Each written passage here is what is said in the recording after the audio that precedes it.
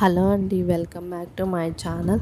6 నుండి 12 నెలల పిల్లలకి ఉగ్గు తయారు చేసుకోవడానికి కావాల్సిన పదార్థాలు: ఒక గ్లాస్ రైస్, చిన్న గ్లాస్తో కందిపప్పు, అలసందలు, ఎర్ర కందిపప్పు, తర్వాత శనగపప్పు కూడా యాడ్ చేసుకోవాలన్నమాట.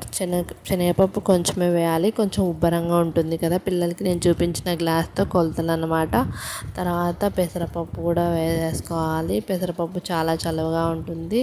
పెసరపప్పుతో పాటు ఉలవలు కూడా యాడ్ చేసుకోవాలి. ఉలవలతో పాటు కొంచెం ఉద్దిపప్పు అన్నమాట.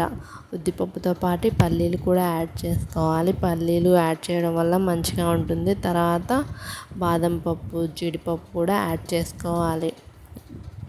ఇలా అన్నీ వేయడం వల్ల వాళ్ళకి టేస్ట్గా అనిపిస్తుంది అన్నమాట. తర్వాత ఒక కడాయి తీసుకోవాలి. కడాయిలో అన్నీ మిక్స్ చేసుకోవాలన్నమాట. అన్నీ మిక్స్ చేసుకున్న తర్వాత వాటర్తో 2 times శుభ్రంగా కడుక్కోవాలన్నమాట. రైస్కి పౌడర్ అట్లా ఉంటుంది కదండి, శుభ్రంగా కడగడం వల్ల బాగుంటుంది. తర్వాత ఇవి నానబెట్టిన అనమాట. కొంచెం రాగులు కూడా యాడ్ చేసుకోవాలి. రాగులు చాలా చలువగా ఉంటాయి పిల్లలకి. ఇవన్నీ మొత్తం కడిగిన తర్వాత శుభ్రంగా బయట కొంచెం ఎండలో ఆరబెట్టుకోవాలన్నమాట. ఇలా ఆరబెట్టడం వల్ల మంచిగా ఉంటుంది. తడి అంతా పీల్చేసుకుంటుంది క్లాత్. ఇలా నేను చూపిస్తున్న విధంగా పొడి పొడిగా ఉంటాయన్నమాట ఆరబెట్టిన తర్వాత స్టవ్ ఆన్ చేసుకోవాలి. స్టవ్ ఆన్ చేసుకున్న తర్వాత మందపాటి పెనం తీసుకోవాలన్నమాట.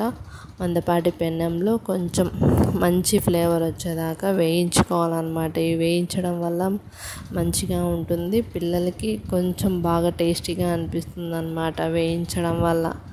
ఇవి వేయించిన తర్వాత లాస్ట్లో కొంచెం జీలకర్ర, 1 స్పూన్ జీలకర్ర వేసుకోవాలి, 1 స్పూన్ వాము వేసుకోవాలి. చాలా తక్కువ వేసుకోండి ఫస్ట్ చేసుకున్న వాళ్ళైతే, లేకపోతే కొంచెం పిల్లలకి ఫ్లేవర్ పడదన్నమాట. మా బాబుకి పడుతుంది, అందుకే వేస్తున్నాను.